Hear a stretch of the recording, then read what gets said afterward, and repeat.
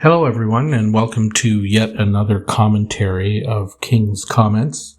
And today we're going to be taking a look at the battlefield situation as of May 31st, 2024. And we'll be talking also about the geopolitical narratives in a more extended format because the battlefield situation is pretty much the same from yesterday.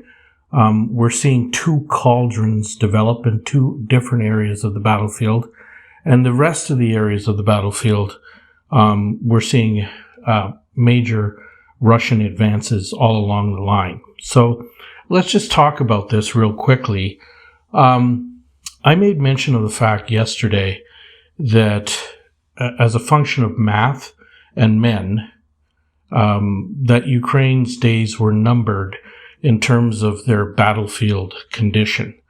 And I didn't specific set a date for when they would collapse, but gauging on how many men they've actually been able to muster in their last mobilization drive, and the amount of time that they're giving to training those men, I suspect that the numbers are not going to look so good come June, July, August, September, and beyond. And the reason why I say that is because it's an accepted fact right now from all of the Telegram channels that the Ukrainian losses for the month of May were about 35,000 altogether. Those are significant losses, and we're not even talking about tanks, artillery pieces, infantry, fighting vehicles, all kinds of armor, missile defense systems. I mean, the numbers there are absolutely horrendous in terms of the losses that the Ukrainians are suffering. So to get into some detail, I want to talk about the two cauldrons that have developed. And I do want to say this in the context of military strategy.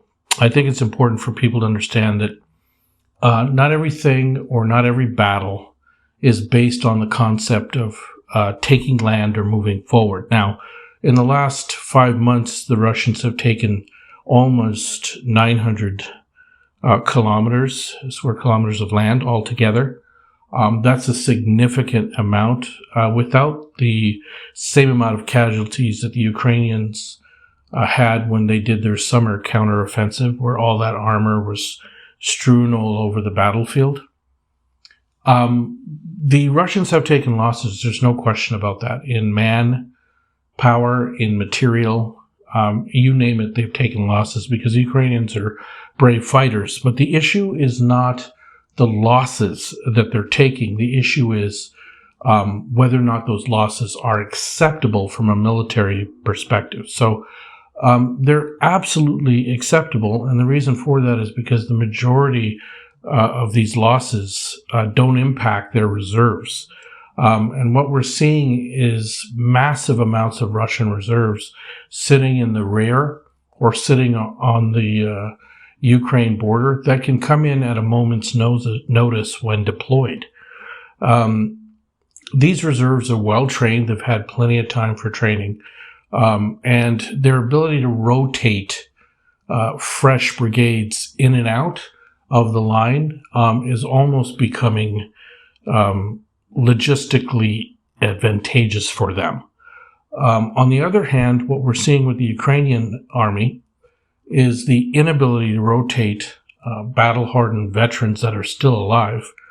And that inability is a function of not being able to replace lost members of a brigade and not being able to replace battle-hardened brigades that know what they're doing on the front line. This is a recipe for disaster, and I think when we're talking about combat at this level or war at this level, I think it behooves us to take a look at what happened in World War II. And I think this is very interesting because much of the battle was fought over the same kind of terrain that we're seeing being fought on right now. So the German Wehrmacht during World War II lost the opportunity to win the war when they failed to capture Moscow and when they took those horrific losses at Stalingrad the following year. And you could say that at the point that they lost Stalingrad was the point that the Russians seized the initiative and the Russian offensive was on. Now, during that process of the Russian offensive, the Russians lost a lot of men and a lot of material. We can refer to the battle at Kursk, one of the largest, if not the largest, tank battle of World War II. And the Russians numerically lost far more tanks than the Germans did. But the problem is that the Germans didn't have the math on their side. They couldn't replace these Tiger tanks fast enough, nor could they replace the men that they were losing on the Eastern Front in short order. So it created a real problem, and what the Russians basically did was they decimated the German army up until the point that they took Berlin. And people don't realize this, but the Russian casualties to take Berlin were upwards of 300,000. But it was a sacrifice as far as they're concerned that was worth it, considering where they'd come from when the war first started. Now, why did I mention this in the context of the Russian-Ukraine war? The reason why I mention this is because the Ukrainians are basically the second coming of the German Wehrmacht, to the extent that they don't have the men, they don't have the material, and they simply don't have air power. And I mentioned this the other day. Now, someone said, well, the F-16s are coming. The F-16s are coming. Guys, the F-16s are outdated airplanes, and the Russians have eyes on the sky, and in all likelihood, those planes will be destroyed and shot down.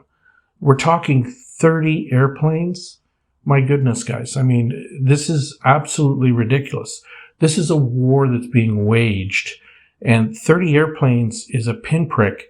And even those pilots that are coming in to fly those planes, they're going to get shot down, and rather quickly.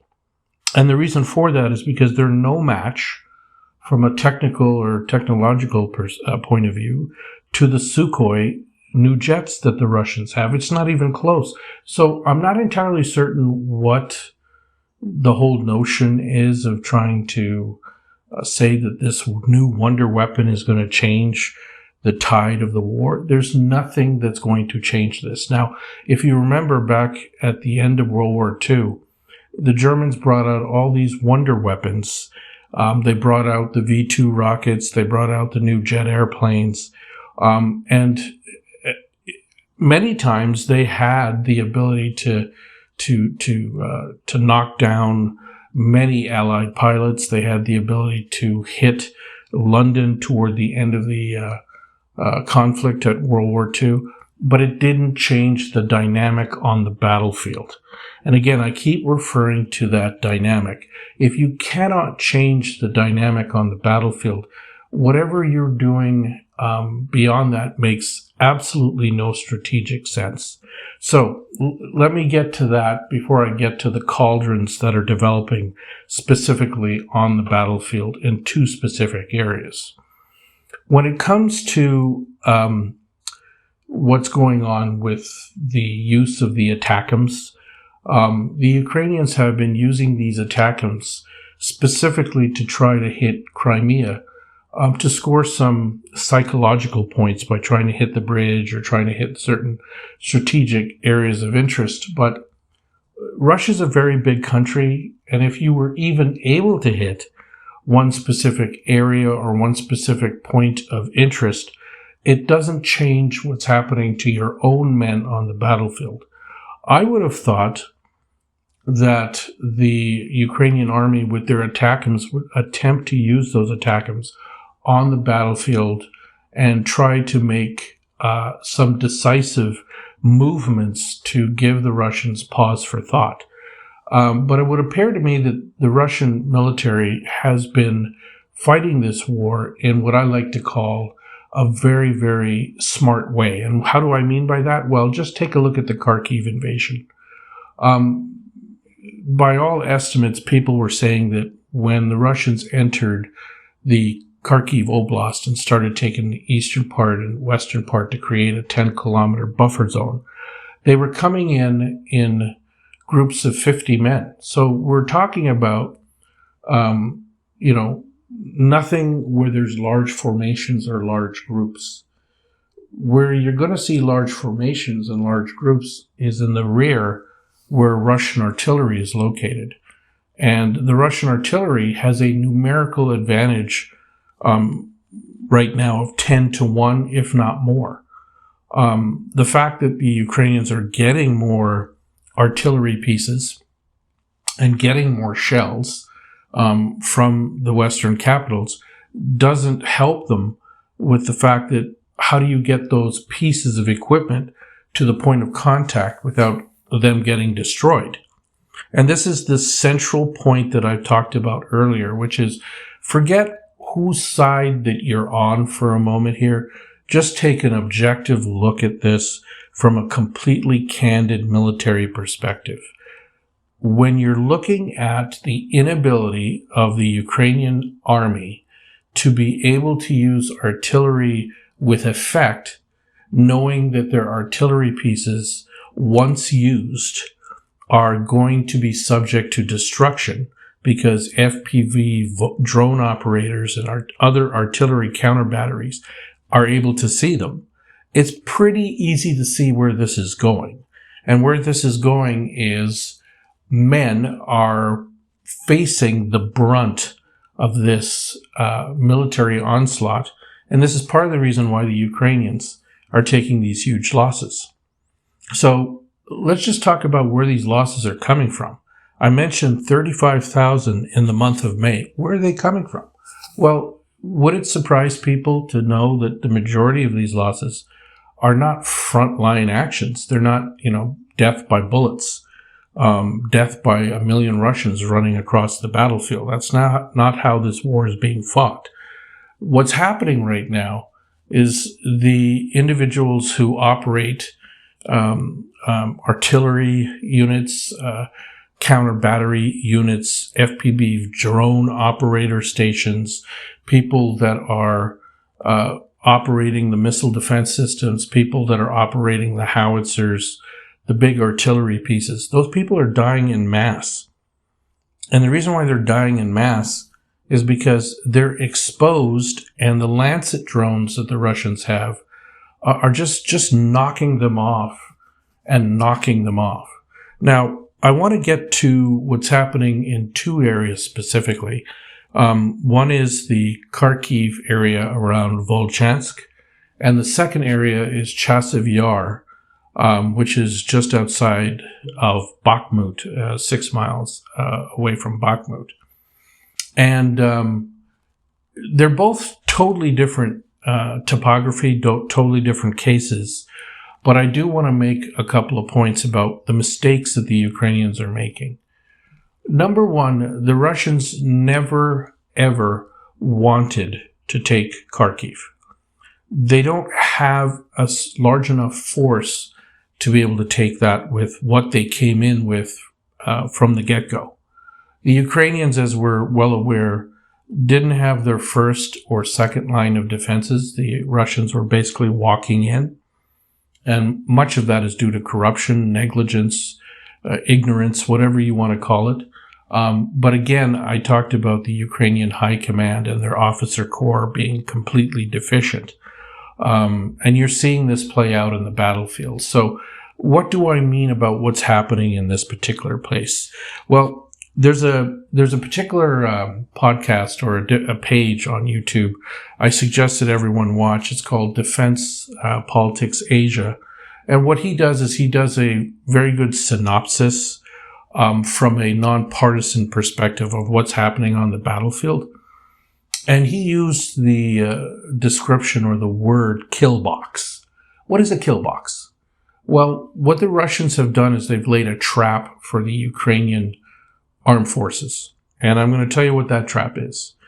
The Russians don't have a significant infantry capability in the east northeast or northwest. It's not a huge infantry capability, but what they do have is a significant artillery advantage, and they've just built a base close to that area where Russian Sukhoi jets can take off and destroy targets very easily.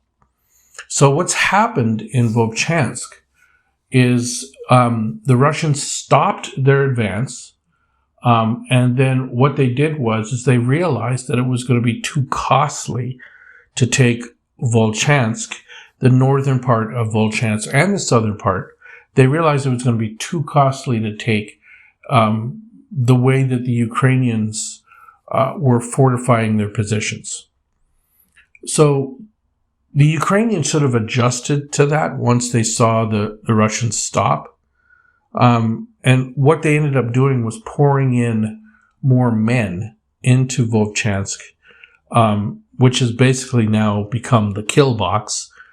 It's become the trap because they've been encircled, and the Russians have basically used their artillery and they've used their fab bombs to effect.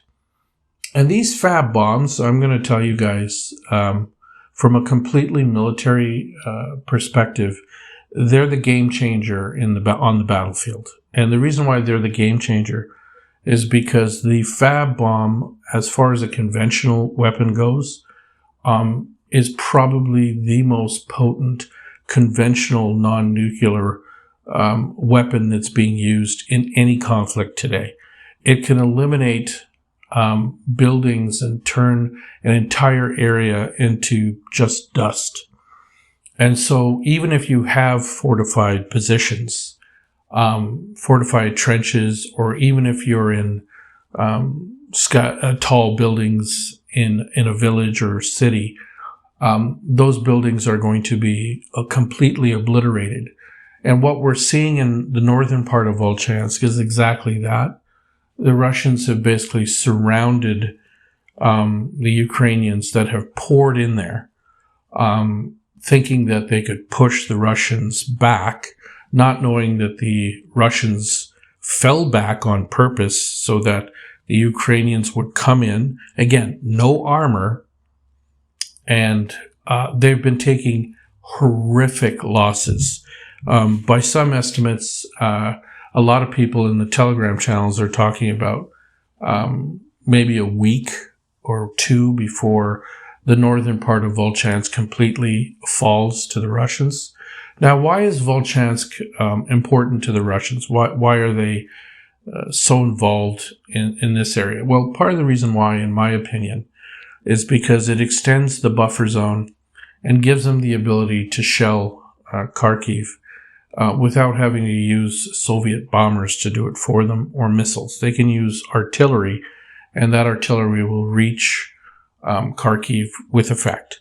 And this is one of the reasons why they've decided that they're going to make a statement here. So in order to take Volchansk, they have to degrade the Ukrainian personnel. And that's what's happening, and this is why the gentleman over at Defense Politics Asia referred to this as a kill box.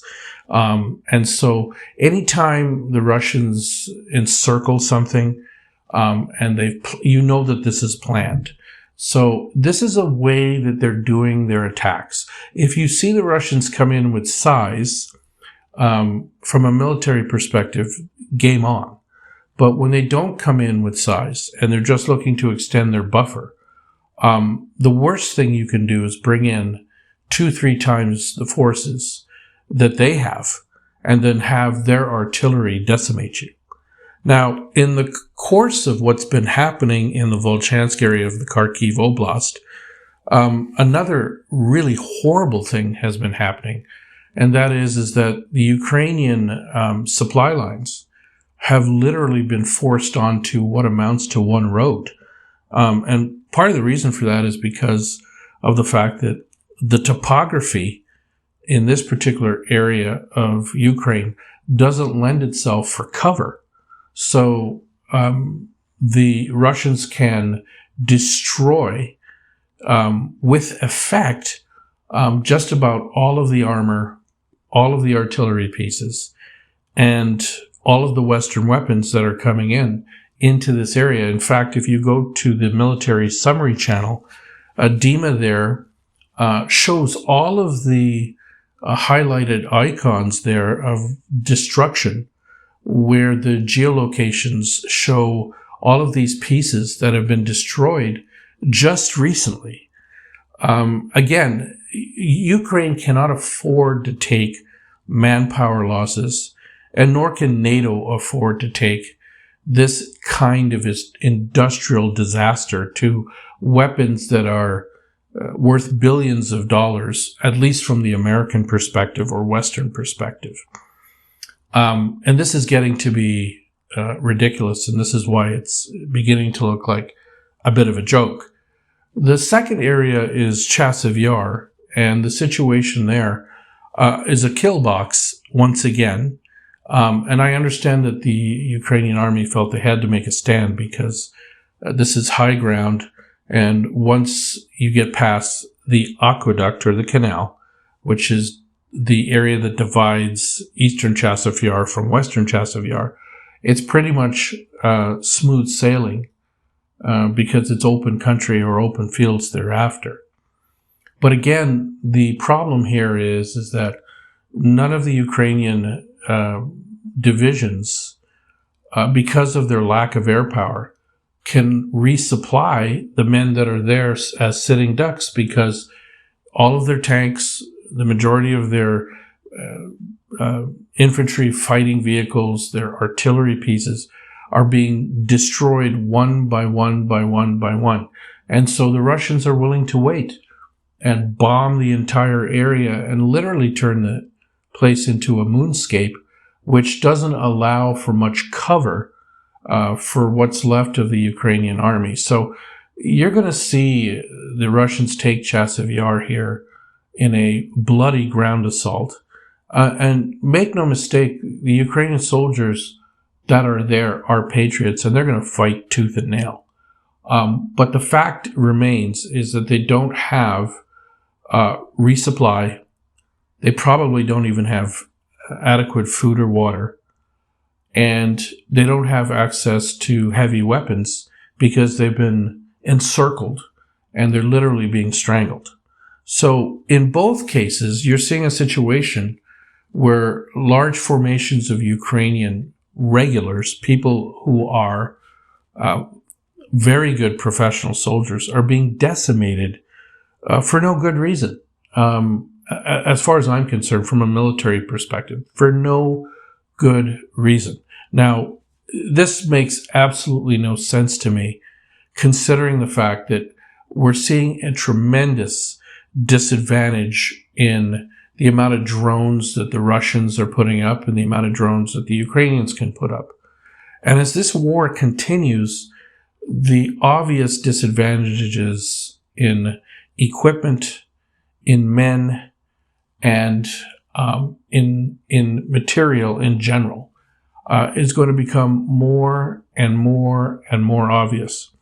Now, getting back to that total of 35,000 men lost this month on the Ukrainian side, let's just assume for a moment that the Russians had similar losses. The Russians can replace those men as easy peasy. And you know why I can say that? The reason why I can say that is because along certain lines of the front, the Russians have stopped their advance and decided to replace and rotate units out of the front line and replace them with fresh units. And while that's been happening, the Ukrainians have been unable to launch counteroffensives. And the reason for that is because Russian artillery, Russian FPV drone operators have literally been going out there and hitting everything that moves. So it gives the Russian infantrymen time to get R&R and rotation. This is not the case. It's not happening on the Ukrainian side. Now let's talk about these men that are being kidnapped and forced into military service. I mean, by all estimates, the majority of these men are going to be cannon fodder because they don't have the training. You literally have to train someone for combat effectiveness for at least 6 months to a year minimum to be able to count yourself in a situation where that soldier can replace someone who was battle hardened previously. They have to be trained. And what we're seeing right now is a lot of these men may only have a month's worth of training, if that much. They're lucky if they get 2 months worth of training. And then they're put onto the front line with very little understanding of objectives, and their life expectancy is no more than 2 to 3 days. So keeping that in mind, let's just talk about this for a moment. I mentioned how long it took the Russian military to defeat the German Wehrmacht, a far superior force in World War II. I don't think anyone can say when it was going to take place during World War II, but everyone knew that Germany was going to lose. And if we can all agree with that fact, if we can all agree that Germany was going to lose during World War II because they simply didn't have the capability to fight the Russians mano a mano, why can't we make that same conclusion with the situation in Ukraine? And it's no insult to the Ukrainian soldier. The Ukrainian soldier is an extremely brave individual, and they've done a great job. But this is a battle, this is a war that can no longer be won, because as I look at the objectives moving forward in this war, I'm beginning to see very clearly that Ukraine's number one priority or objective when waging this war was to reoccupy Crimea and to take back the 4 regions that they believe are part of Ukraine. Well, we all know that that's not going to happen. I mean, it's simply wishful, it's fanciful thinking. It's almost like a fantasy, Alice in Wonderland kind of stuff. It will not happen. So if you're not going to be able to take back Crimea, if you're not going to be able to take back any of the 4 provinces, what is the objective moving forward? I mean, can someone please tell me, why are they still fighting? Like, what are they actually fighting for? Because the longer this goes, the more land they're going to end up losing, the more men they're going to run out of, and they're going to end up destroying what's left of Ukraine to the extent that Ukraine doesn't exist as a country. So if I were the Ukrainian leadership, I'd have to sit back for a moment and say to myself, we fought the fine fight, but we cannot continue like this. There has to be a resolution where we continue to exist. And if I were the Ukrainian leadership or people in the Rada, for example, I'd be demanding that Zelensky sue for peace. I have to assume that the reason why the Rada isn't prepared to sue for peace is because they're siphoning large sums of money from Western aid, and that's their gravy train. They don't care about the people that are putting their lives on the line and dying. I mean, by some estimates, based off of the aid that's already been delivered, Zelensky himself has siphoned close to $1 billion of aid into his own personal bank accounts. I mean, can you imagine what everyone in the Rada is making?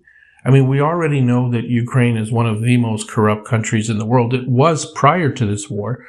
And I've got to assume that they want to keep this war going because it's more money in their pockets. Because I can't see any real reasons why anyone on the Ukrainian side would keep this going unless they were getting paid to do so. It makes no logical sense.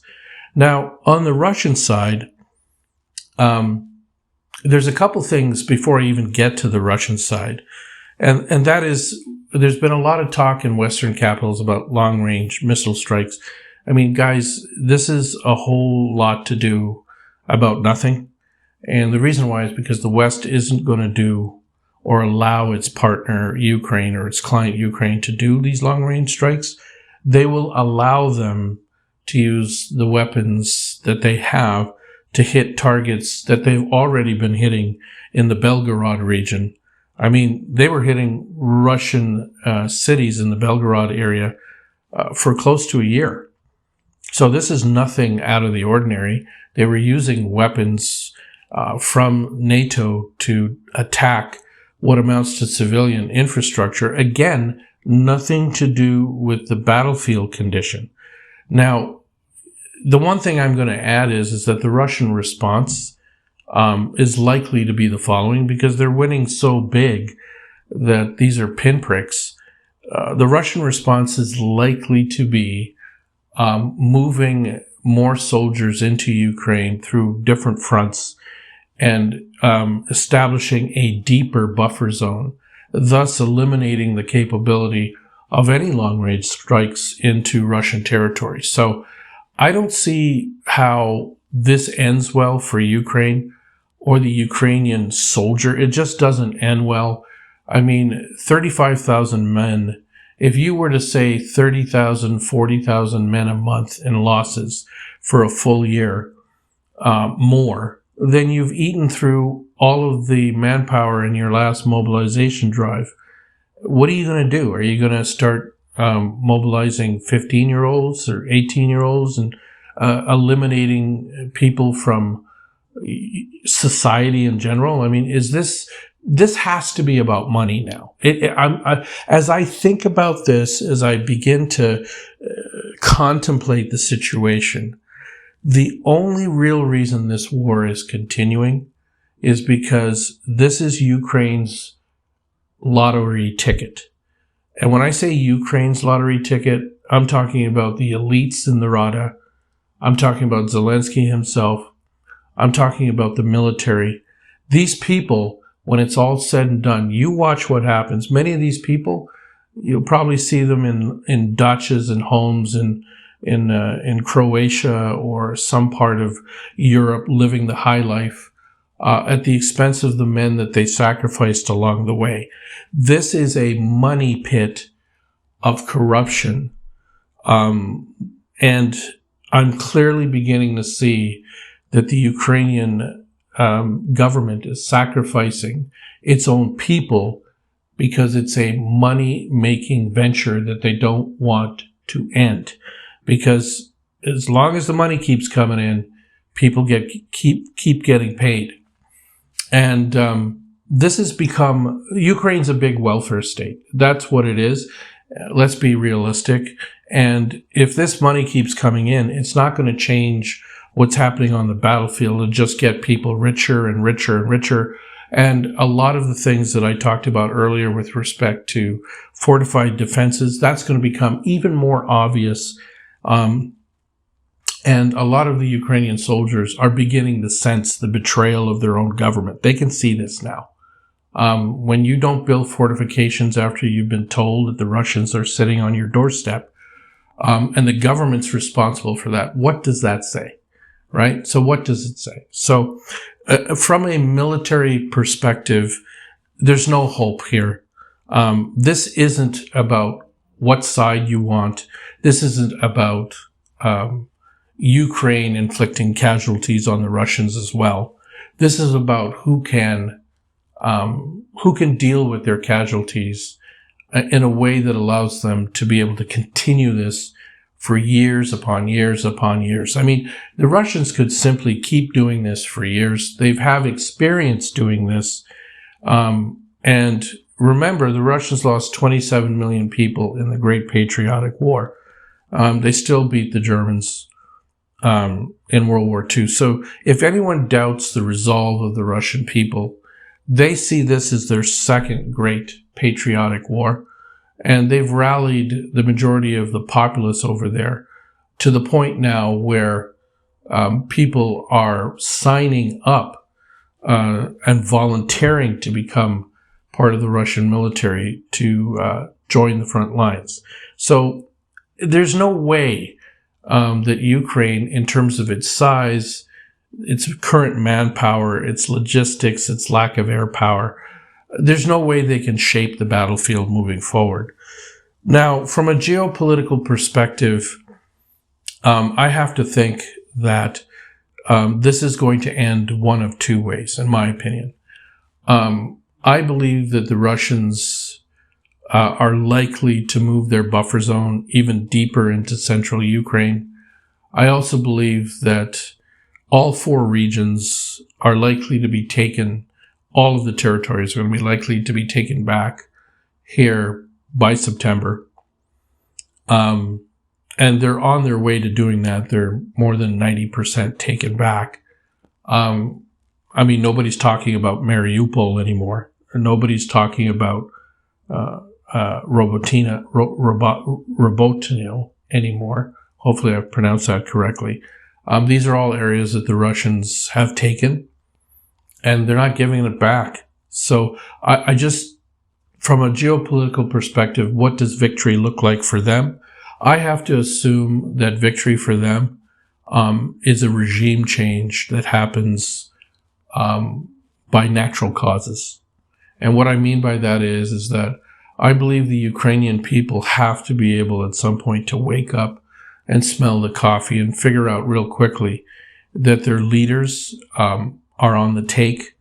They've been siphoning money from U.S. aid, and none of the populace are benefiting from any of the decisions that they're making in the Rada, as well as the leadership in the military.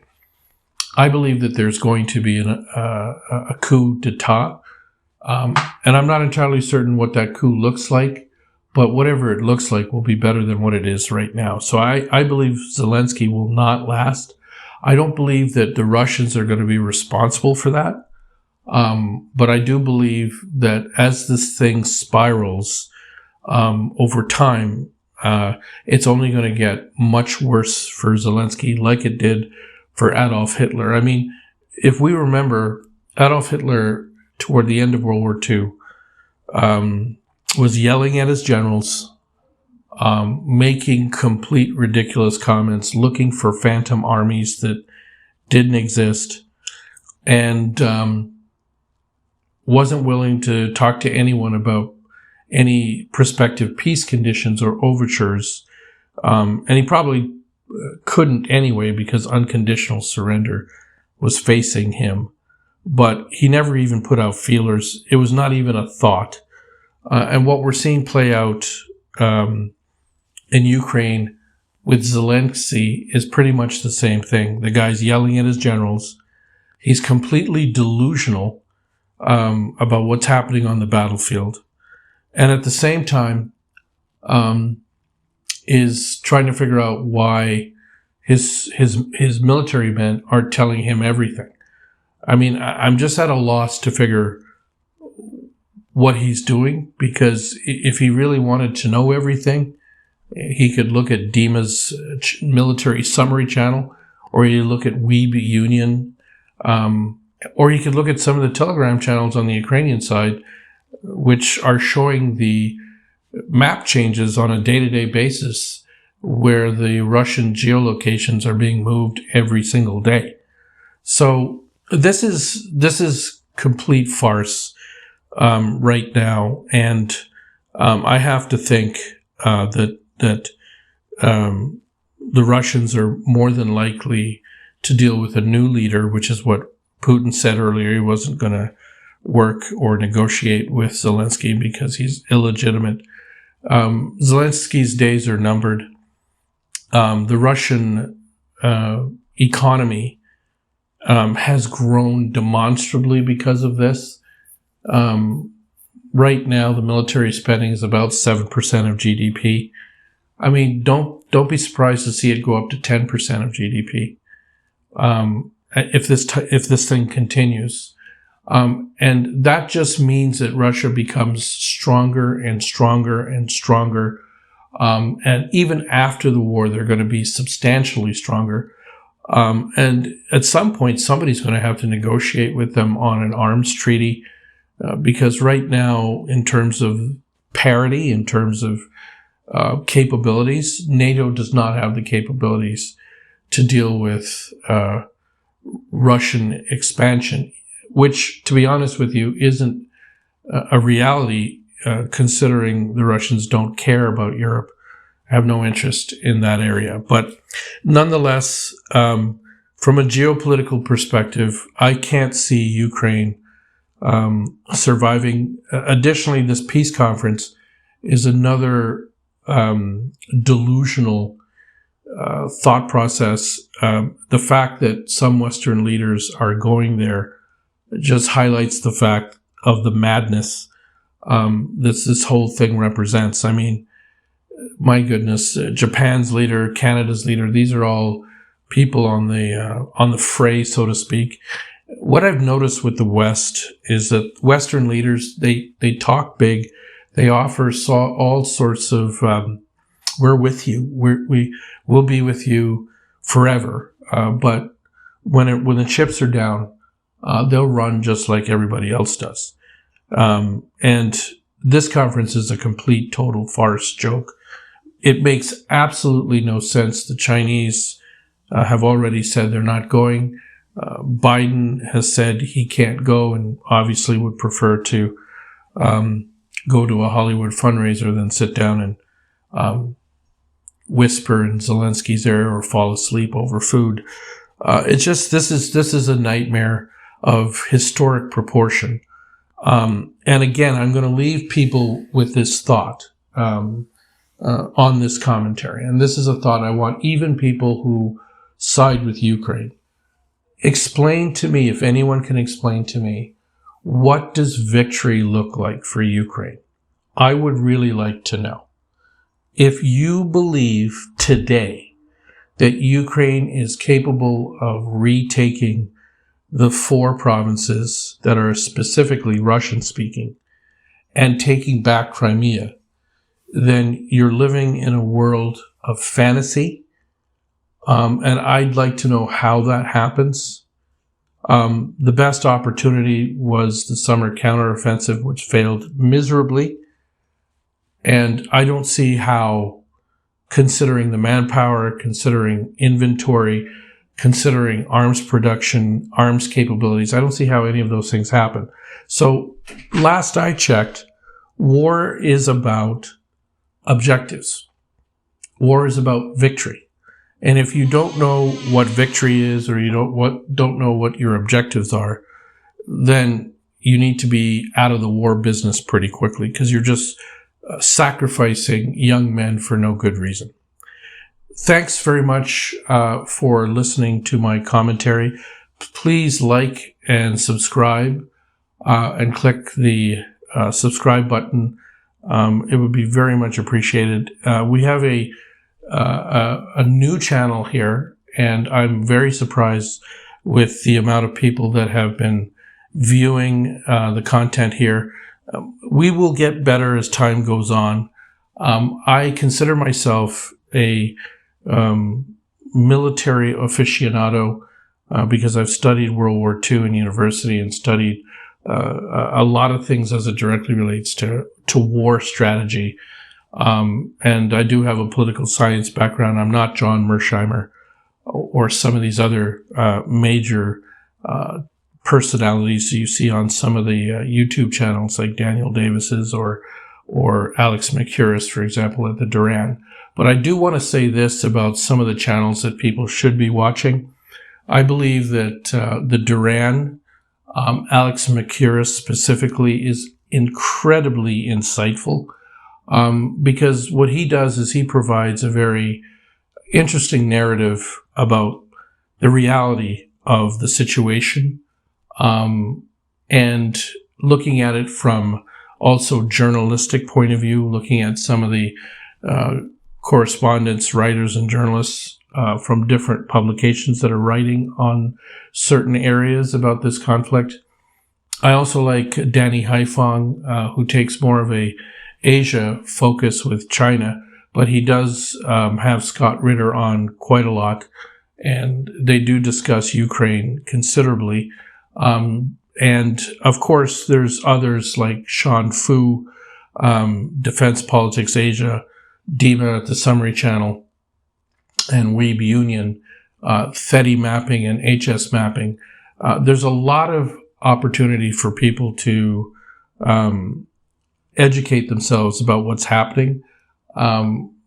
This channel is designed not to give people cities and villages per se, because Russian advances are taking place all over the place. Wherever they're going is probably irrelevant to the viewer or to the listener.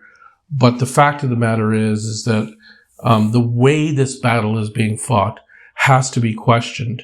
And you also have to look at some of these generals, in my opinion, that are offering counter arguments. And I'm just thinking to myself, what military school did they go to?